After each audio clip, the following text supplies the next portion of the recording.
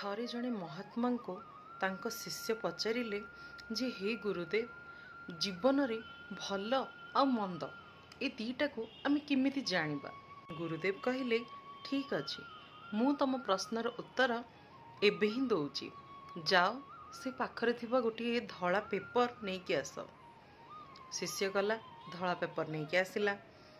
ତା ସହିତ ପାଖରେ ଥିବା ଗୋଟେ ମାର୍କରକୁ ନେଇକି ଗୁରୁଦେବ କ'ଣ କଲେ, ସେ ପେପର ଉପରେ ଗୋଟେ ବଡ଼ ଗୋଲ ବୁଲେଇ ଦେଲେ, ପୁରା ବ୍ଲାକ୍ ଡଟ୍ର।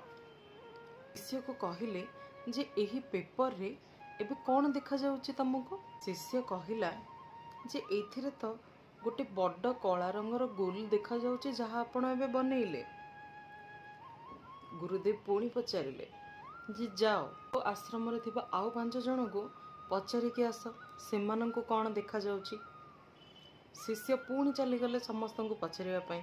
ସମସ୍ତେ ସେଇ ଉତ୍ତର ହିଁ ଦେଲେ। ଫେରି ଆସି ଗୁରୁଦେବଙ୍କ ପାଖରେ ସେ ପହଞ୍ଚିଲେ ଓ କହିଲେ, ଗୁରୁଦେବ, ସମସ୍ତେ ତ ସେଇଆ ହିଁ କହୁଛନ୍ତି ଯେ ଗୋଟେ ବ୍ଲାକ୍ କଲର୍ର ବଡ଼ ଗୋଲା ଦେଖାଯାଉଛି। ଗୁରୁଦେବ କହିଲେ ଯେ ଏତେ ବଡ଼ ପେପର, ଧଳା ରଙ୍ଗର ପେପର କାହାକୁ ବି ଦେଖାଗଲାନି।